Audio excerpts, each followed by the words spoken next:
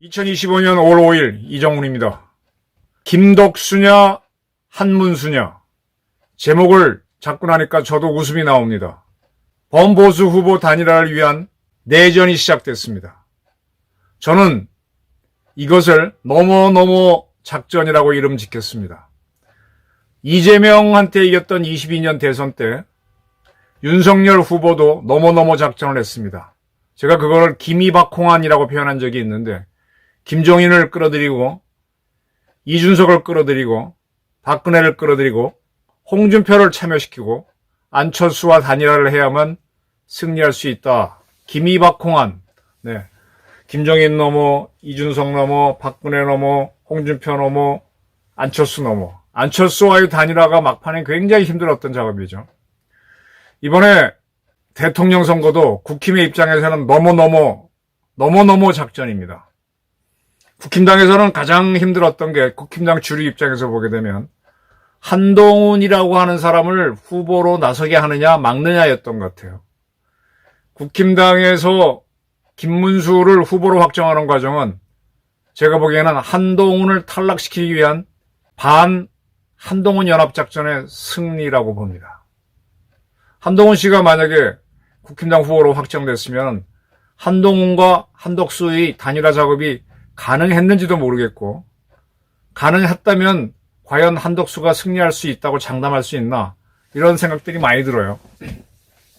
이 국힘을 이끄는 보수 세력에도 집단 지성이라는 게 있겠죠. 그들도 자기 목표한 걸 하려면은 이 조건물입니다. 뭐 해야만 성공할 수 있다. 그러나 그 성공도 상대와의 싸움에서 또 여러 가지 변수가 작용하기 때문에 장담은 못합니다. 지금 민주당은 민주당대로 역시 너무너무 작전을 하고 있죠.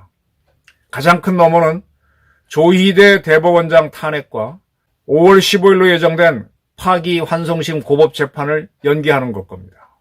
일단 5월 15일 고법 1차 심리를 연기시킨다면은 뭔가 좀 희망이 보이겠죠. 근데 그게 불가능하다면 아마 그 무렵쯤에 조희대 대법원장 탄핵을 해서 직무정지시켜서 뭔가 하겠죠. 그리고 필요하면 형사 7부, 고법에 서울중앙지법 형사 7부 판사도 탄핵해서 하는, 그런 방법까지 쓸 겁니다. 제가 드리고 싶은 말은 무엇이냐?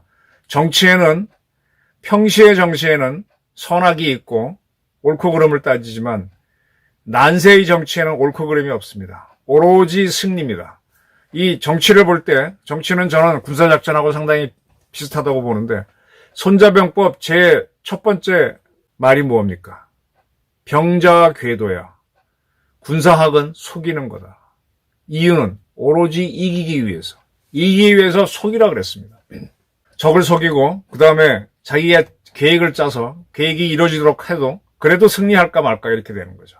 선악이 없는 정치. 지금 국힘당은 김문수로의 단일화인 김덕수냐, 한덕수로의 단일화인 한문수냐를 결정해야 되는, 그리고 잘못하면 분열되는 그런 내전에 들어가고 있습니다. 국힘에 너무 당분간 큰 뉴스가 될 것 같습니다.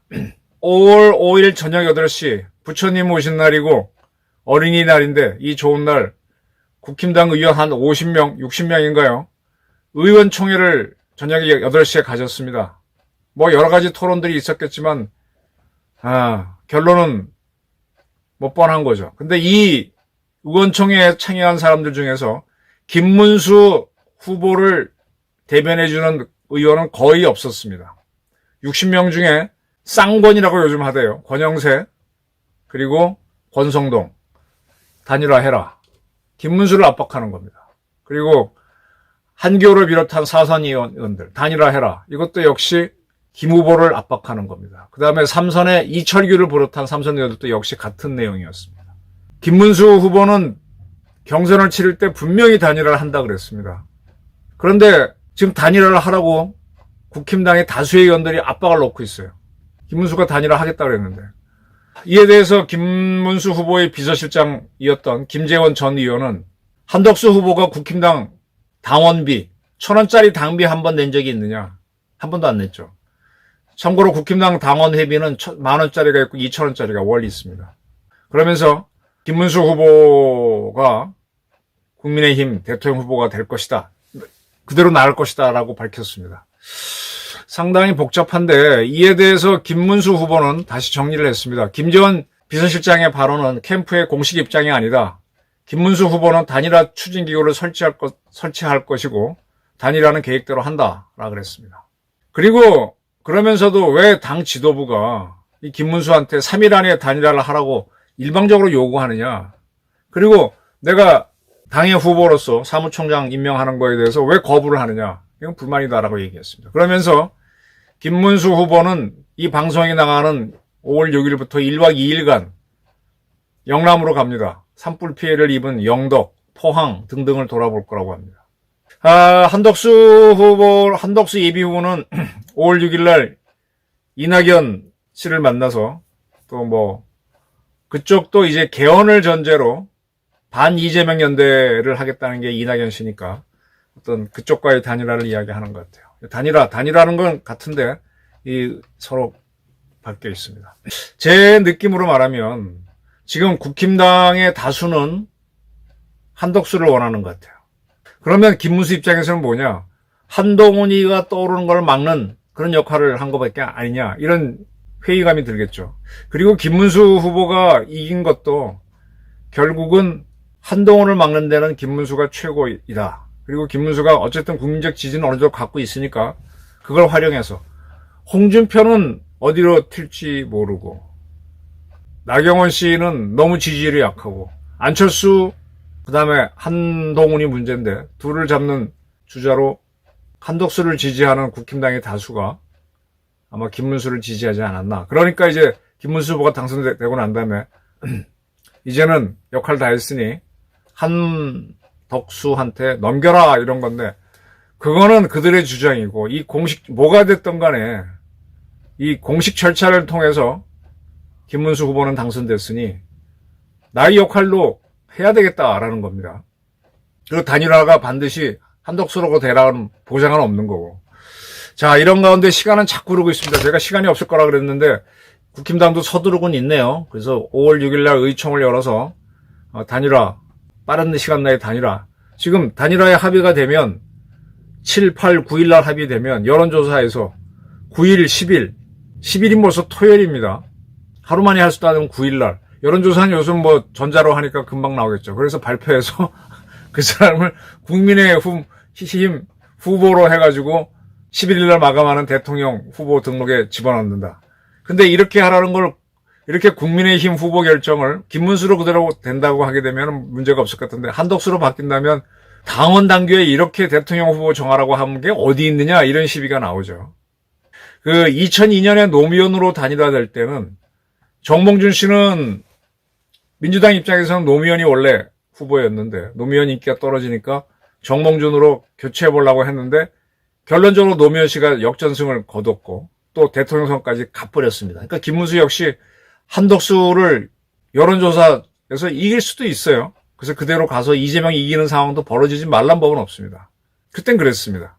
근데 그 와중에 이익치 사건이 생기고 뭐가 생기고 다 생겼던 거죠. 어떻게 될까요? 저는 이 문제는요. 결국은 지금 민주당에서는 대사법부 전쟁을 하고 있죠. 상권 분립을 와해시키는 대통령 탄핵에 이어서 대법원장 탄핵, 사법부 무력화를 시도하면서 이재명만을 어떻게 대통령 만들겠다고 하는 이 민주당에 맞선다는 대의명분, 민주당 이재명을 제거해야 된다는 공동의 목표. 어떻게 보면 사법부도 뒤늦게 동참을 해준 건데 이 보수 세력은 이재명은 날려야 된다. 지금 이재명을 미는 세력들은 인민민주주의 하자는 운동을 지금 굉장히 하고 있죠. 의회에 다수 국회의원이 있다는 이유로 마음대로 입법을 하고 마음대로 탄핵을 하고 그다음에 조희대 대법원장도 수사하기 위한 특검을 하겠다 이렇게 나가는 독재를 보이고 있습니다. 그런데 그거를 치는 걸 정의라고 한다. 정치의 세계에서는 끝까지 들어가면 정의와 불의가 없어요. 오로지 승리밖에 없습니다.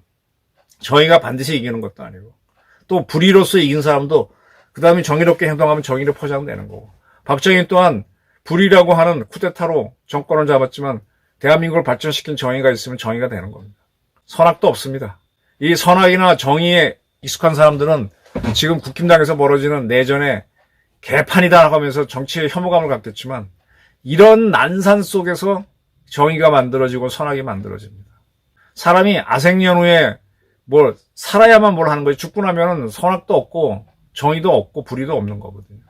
김덕수냐 한문수냐 재현은 이렇게까지 국힘당이 서들고 이제 방법적으로는 쌍권이 상당히 좀 권위주의적으로 나오고 제가 봐도 거부감이 좀 있어요. 국힘당 의원들이 너무 서들고 하는데 김문수 후보가 또 상당히 또 정의로운 면이 있고 해서 아마 받을 거다 라는 생각이 좀 듭니다. 물론 지켜봐야 되죠. 안 받고 그냥 가면 어떻게 되나요? 그러면 국힘당의 이 60명의 의원들이 쌍권을 필두로 해서 탈당을 하더라도 그러면 마지막 경선 하니 안 하니가 5월 10일쯤 9일쯤 결정될 텐데 그때쯤 안 한다면 그때 탈당해서 당을 만들어가지고 한덕수를 대통령 후보로 내세우나요? 야, 지금 가히 천하대란이 일어나고 있습니다. 민주당은 이재명으로 하나가 돼가지고 사법부를 척결하는 사법부를 토벌하는 천하대란을 일으키고 있고 지금 국힘당은 한덕수를 옹립하기 위해서 대란이 들어갔습니다. 이러한 대란을 치러서 정작 6월 3일 대선을 치를 때 누가 권력을 휘어잡을까요? 정치는 냉정합니다. 일단은 한문수냐 김덕수 지켜보시면서 거기서 이 국힘당이 계속 너머를 해야만 이재명을 잡을 수 있을 겁니다. 여기에 너머 중에는 사법부가 이재명한테 유죄를 주는 과정도 포함될 수가 있겠죠. 너머. 국힘이 갈 길은 상당히 멀어 보입니다. 그러나 못 갈 것도 아니다. 그런 생각도 듭니다. 감사합니다.